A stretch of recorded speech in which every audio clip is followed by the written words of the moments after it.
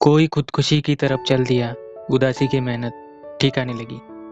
मशहूर शायर आदिल मंसूरी के इन शब्दों में कितनी सच्चाई है।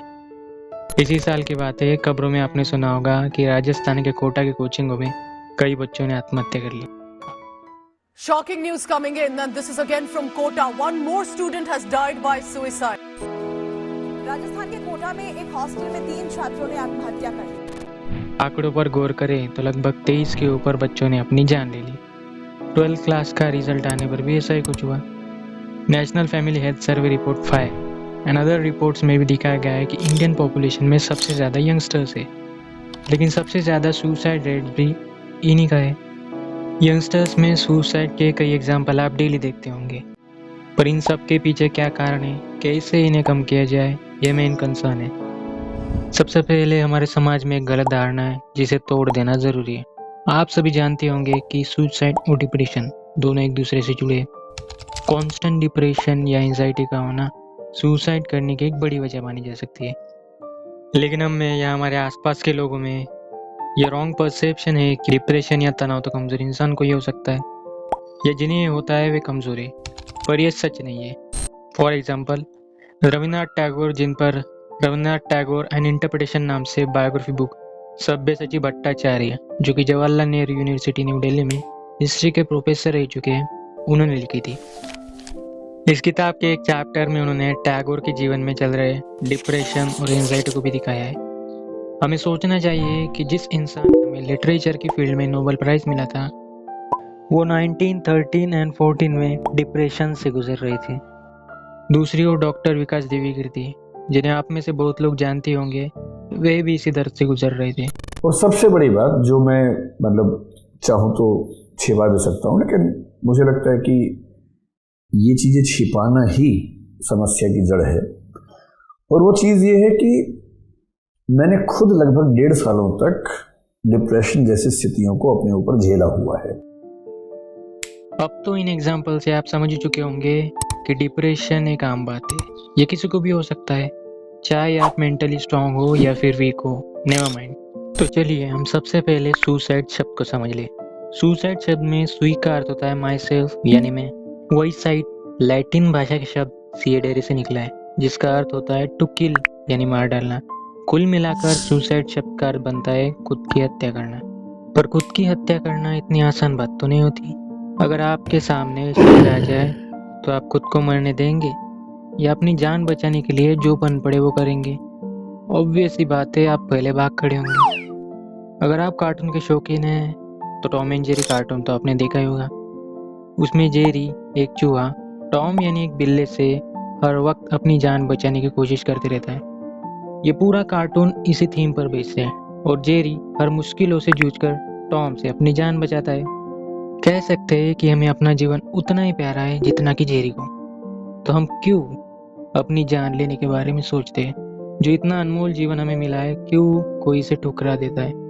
इसका एक बड़ा कारण हो सकता है निरंतर बना हुआ तनाव, स्ट्रेस, डिप्रेशन या एंजाइटी जो कह लो। तनाव, या जिसे आप डिप्रेशन कहेंगे, और कुछ नहीं सिवाय हार्मोन्स के उतार चढ़ाव के। हार्मोन्स ऐसे केमिकल होते हैं जो हमारे बॉडी में मैसेंजर की तरह काम करते हैं, जो जानकारी को एक जगह से दूसरी जगह ले जाते हैं। इन हार्मोन्स को हमारा शरीर किसी टिश्यू या फिर किसी ग्लैंड द्वारा हमारी ब्लड स्ट्रीम में छोड़ता है। तनाव के वक्त हमारा शरीर एपिनेफ्रिन, कॉर्टिसोल और नॉरएपिनेफ्रिन जैसे स्ट्रेस हार्मोन छोड़ता है, जिनके कारण किसी व्यक्ति को तनाव का सामना करना पड़ सकता है। थोड़ा बहुत तनाव लाभदायक है, क्योंकि यह एक अलार्म की तरह काम करता है। यह हर वक्त हमें अपने काम करने की याद दिलाते रहता है, जैसा कि कल एग्जाम है, इस कारण हम थोड़ा ज़्यादा स्टडी कर लेंगे। यही कारण है कि हम एग्ज़ाम पास आने पर ज़्यादा पढ़ लेते हैं, क्योंकि एग्ज़ाम में अच्छे नंबर लाने। बट कांस्टेंट चलता स्ट्रेस ठीक नहीं है। इसका हमारे शरीर पर काफ़ी बुरा असर पड़ सकता है, जैसे हार्ट और डाइजेशन रिलेटेड प्रॉब्लम हो सकते हैं। इससे इम्यूनिटी भी कमज़ोर हो सकती है, स्टडी या अपना रेगुलर काम करने में भी दिक्कत हो सकती है। एनसीआरबी ने अपने accidental deaths and suicide in India 2021 की रिपोर्ट में दिखाया कि फैमिली प्रॉब्लम्स, लव अफेयर्स और इलनेस 18 से कम उम्र के बच्चों में सुसाइड करने के मेन रीजंस हो सकती है। इसके अलावा यंगस्टर्स में सुसाइड्स की कई और वजह भी हो सकती है, जैसे बेंगलुरु के तेजस, जिन्होंने चाइना के लोन ऐप से पैसे लिए थे, पर उन उधार पैसों को न चुका पाने के कारण तंग आकर आत्महत्या कर ली। स्टडीज बताती है कि 15 से 29 की उम्र में लोग ज्यादातर गलत कदम उठाते। एनसीआरबी के सुसाइडल डाटा को एज ग्रुप वाइज देखे तो 15 से 29 की उम्र में ही ज्यादातर लोगों ने सुसाइड्स किए हैं, क्योंकि जीवन के जो बड़े फैसले होते हैं, जो बड़े डिसीजंस होते हैं, वो इसी उम्र में होते हैं। इन डिसीजंस में कुछ गलतियां होना आम बात है जो हम सबसे होती है, जैसे करियर, शादी और बाकी सब डिसीजंस। पर उन गलत या सही डिसीजंस के नेगेटिव या पॉजिटिव आउटकम्स भी हो सकते हैं। जैसे मान लो कि आप एक गवर्नमेंट एग्जाम देने के बारे में सोचते हैं, पर बड़ी मेहनत से प्रिपरेशन करने के बावजूद आप उस एग्जाम में फेल हो जाते हैं। एग्जाम में फेल होना आपके डिसीजन का आउटकम है। स्वाभाविक है कि एग्जाम में और भी लोग फेल हुए होंगे, पर इस आउटकम पर अलग अलग लोग डिफरेंटली बिहेव करेंगे। जैसे मान लो कि 2 लोग उस सेम एग्जाम में फेल हो गए, पर हो सकता है उनमें से एक सोचे कि मैं फेल हुआ तो हूँ, पर अब परेशान होकर क्या करूँ, एग्जाम में मेरी तरह कोई और भी तो फेल हुआ होगा। मैंने बड़ी मेहनत की थी, पर छोड़ो, अगली बार और अच्छी मेहनत करूँगा। वही इनमें से दूसरा शायद सोच सकता है कि मैंने कितनी मेहनत की थी, पर फेल हो गया। मैं हमेशा ही फेल होता हूँ, मेरे दोस्त हमेशा अच्छे ही मार्क लाते हैं, पर मैं नहीं, अब क्या करूँ। सेम आउटकम है, पर दोनों लोगों के रिस्पॉन्स डिफरेंट है, क्योंकि हम सबकी परिस्थितियाँ, स्ट्रेस मैनेजमेंट की एबिलिटीज या कैपेसिटीज अलग अलग होती है। फ्रेंच फिलोसोफर जीन पॉल सार्त्रे ने अपनी एग्जिस्टेंशियलिज्म की फिलोसफी में कहा है कि हम जो भी निर्णय लेते हैं वो 100% कभी सही नहीं हो सकता। उसमें कुछ न कुछ डिससेटिस्फैक्शन या असंतोष जरूर पैदा होता है। हिंदी के प्रसिद्ध रचनाकार मोहन राकेश जी ने अपनी कहानी एक और जिंदगी में इसी दर्द को उजागर किया है, जहाँ वे एक और जिंदगी की मांग करते हैं, क्योंकि वो जीवन में लिए गए निर्णयों और उनके आउटकम से खुश नहीं है। गलत निर्णय हम सभी से होते हैं, कोई भी इंसान परफेक्ट नहीं हो सकता। हम निरंतर अपनी गलतियों से सीखते रहते हैं। आपने सुना होगा कि डिप्रेशन होने पर लोगों को साइकोलॉजिस्ट के पास जाने की सलाह दी जाती है, पर हमारी सोसाइटी में सही से अवेयरनेस न होने के कारण हम वहां जाने से हिचकिचाते हैं।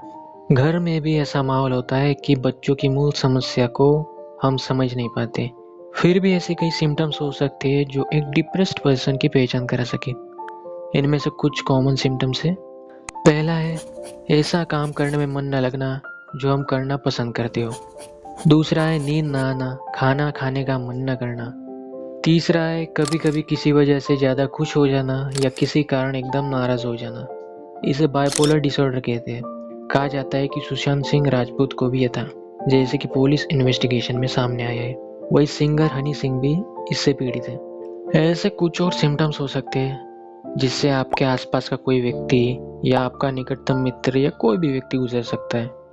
अगर आपको उनमें ऐसे कुछ सिम्टम्स दिखे तो उसे हल्के में ना ले और मजाक ना बनाकर सहानुभूति से उनकी बातों को सुने। उन्हें आप ऐसा माहौल दे कि वो खुलकर आपसे अपनी समस्या कह सके। अगर आपके सामने वे अपनी समस्या को रखे तो ट्राई करना कि जितना आपसे हो केवल उन्हें सुनो, क्योंकि इससे जो उनके अंदर मौजूद तनाव है वो बातों के माध्यम से व्यक्त हो जाएगा और उनका मन हल्का हो जाएगा। अगर आपने किसी साइकोलॉजिस्ट से थेरेपी सेशंस किए हैं तो आप इसे सही से समझ सकते हैं, क्योंकि वे भी ऐसा ही करते हैं ताकि सामने वाला व्यक्ति अपनी मन की सारी घुटन को व्यक्त कर दे। ये बातें एकदम हमारे आंसू की तरह है। हम में से बहुत लोग मानते हैं कि रोना तो कमजोरी का लक्षण है, पर ऐसा नहीं है। जिस तरह किसी तनावग्रस्त व्यक्ति की बातें सुनने से उसका मन हल्का हो जाता है, वैसे ही मजबूत से मजबूत तनाव भी आंसू के सहारे बाहर निकल आता है। इसीलिए आपका मन करे तो जरूर रोना चाहिए। चलिए, अगर मैं आपसे एक सवाल पूछूं कि आप सबसे ज्यादा किसे मानते हैं, तो वो कोई भी हो सकता है, या मैं एक इंसान को दिमाग में लेकर चल रहा हूँ, भगवान और सुपर हीरो को नहीं। तो आप सबसे ज्यादा किसे मानते हैं जो आपके जीवन में आपके लिए एक इंस्पिरेशन की तरह है? ये कोई भी हो सकता है। जरा सोचिए कि क्या उन्हें कभी तनाव या डिप्रेशन नहीं हुआ होगा। स्वाभाविक है कि जरूर हुआ होगा और सभी को होता है, पर आज वो अगर जीवित है या उन्होंने अपना पूरा जीवन जिया, इसका अर्थ है कि उन्होंने बेहद अच्छे तरीके से अपना वो स्ट्रेस या डिप्रेशन मैनेज कर लिया और अपने जीवन में आगे बढ़ते चले गए। तो वे ऐसा कैसे कर पाए? जवाब है स्ट्रेस मैनेजमेंट। जैसे मैंने पहले भी कहा है कि स्ट्रेस मैनेजमेंट का तरीका हर इंसान का अलग अलग हो सकता है। इसमें से कुछ तरीकों को हम समझ सकते हैं। पहला है cognitive behavioural therapy. Professional psychologist therapy sessions के माध्यम से अपने पेशेंट को ट्रीट करते हैं। इन सेशंस के दौरान वे कई टेक्निक्स का यूज़ करते हैं, जिनमें सबसे ज़्यादा यूज की जाने वाली टेक्निक है कॉग्निटिव बिहेवियरल थेरेपी। इसमें पेशेंट के थॉट प्रोसेस यानी विचारों में हुई गलतियों को एनालाइज करके उनके सोचने के तरीकों को सुधारा जाता है। जैसे एक एग्जांपल लेते हैं। एक स्टूडेंट सोचता है कि परीक्षा में मुझे अपने दोस्त से कम ग्रेड मिले, मैं उनके जितना होशियार नहीं हूँ। ये एक नेगेटिव थॉट है जो किसी भी स्टूडेंट के दिमाग में आ सकता है, लेकिन इसकी जगह वो ये भी तो सोच सकता था कि मैंने कहाँ गलतियाँ की जिससे मुझे कम ग्रेड मिले। दूसरा, कि मैंने एग्ज़ाम में उतना अच्छा परफॉर्म नहीं किया जितना कि मैं चाहता था, लेकिन मैं अगली बार और अधिक मेहनत करूँगा ताकि अच्छे ग्रेड ला सकूँ। तीसरा, वो यह भी सोच सकता था कि मुझे तो सब्जेक्ट ए में अच्छे मार्क मिले पर मेरे दोस्तों को तो मुझसे कम मार्क मिले। इसका मतलब है कि हर कोई सभी मामलों में परफेक्ट नहीं हो सकता, तो मुझे भी अपनी कमजोरियों पर काम करना होगा ताकि मैं और अधिक अच्छा बन सकूं।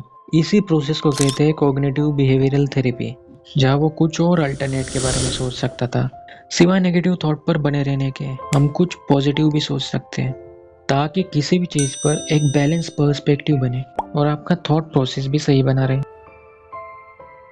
दूसरी एक टेक्निक है जिसे आप problem and solution based approach कह सकते हैं। एक एग्जांपल लेकर समझते हैं।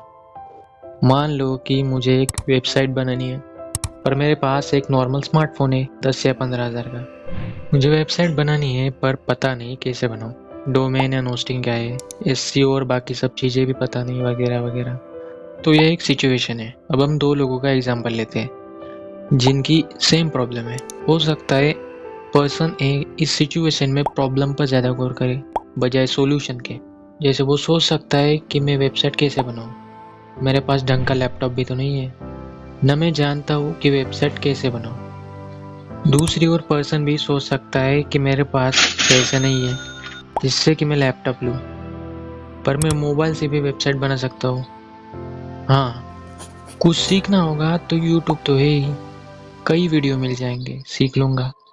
लैपटॉप बाद में भी ले सकता हूँ जब पैसा आ जाए। दोनों लोगों के रिस्पॉन्स आपने देख लिए। पहला प्रॉब्लम पर ज़्यादा गौर करता है तो दूसरा सॉल्यूशन पर। इसलिए जब आपके सामने प्रॉब्लम आए तो आप पर्सन बी के रास्ते पर चले, जिसे सॉल्यूशन बेस्ड अप्रोच कहते हैं, बजाय प्रॉब्लम में फंसने के। दूसरा है खुद को जानना, सेल्फ अवेयरनेस। रामचरितमानस के किष्किंधा कांड का एक प्रसंग है जिसमें सीता माता तक राम जी का संदेश पहुंचाना होता है। ये दुविधा का समय होता है कि किसे इस काम को करने भेजा जाए। अंत में फैसला होता है कि हनुमान जी इस काम को करेंगे, पर उन्हें अपनी शक्ति का भान नहीं होता। इस वक्त जामवंत जी हनुमान जी को उनकी भूली हुई शक्तियों के बारे में याद दिलाते। वे कहते, कवन सो काज कठिन जग माही, जो नहीं होई तात तुम पाई। अर्थात वे कहते हैं कि जग में ऐसा कोई काम नहीं है कि जो तुम न कर सको, कठिन से कठिन काम भी तुम कर सकते हो। जामवंत जी के इन प्रेरित वचनों ने हनुमान जी को अपनी छिपी हुई शक्तियों का एहसास कराया और वे समुद्र पार करने में सफल रहे। इसी प्रकार हमारा अखंड इतिहास हमें हमारी क्षमता की याद दिलाता है। आप जिन व्यक्तियों को अपनी इंस्पिरेशन मानते हैं वो कौन है? कोई देवता है या उनमें कोई शक्ति है या वो सुपरमैन है? ऐसा कुछ नहीं है। वो एक आम इंसान है जो अपनी रियल पावर को पहचान चुके हैं। इसलिए अगर आप समझते हैं कि सारी चिंताएं और सारी समस्याएं तो आप ही की सराह पड़ी है, तो ऐसा नहीं है। उदाहरण के साथ समझते हैं। यह नाइजीरिया का एक स्लम है। स्लम के लोगों की हालत देखकर आप सपने में भी नहीं सोच सकते कि इसी जगह पर आप रहेंगे। ये पानी है भाई, इसी में ये लोग मतलब टट्टी पेशाब पानी सब करते हैं भाई इसी में, और ये बच्चे देखो कैसे घूम रहे हैं इसमें। पर यहाँ भी लोग जी रहे हैं। दूसरी बात है कि हम में से बहुतों को भगवान ने ठीक ठीक बनाया है, पर ऐसे भी लोग हैं जो बिना आँख के, बहरे या लंगड़े पैदा होते, इसके बावजूद भी हार नहीं मानते। श्रीमती अवनी लेखरा उन्हीं में से एक है, जिन्होंने 2021 में पैरा शूटिंग में बेहतरीन प्रदर्शन किया।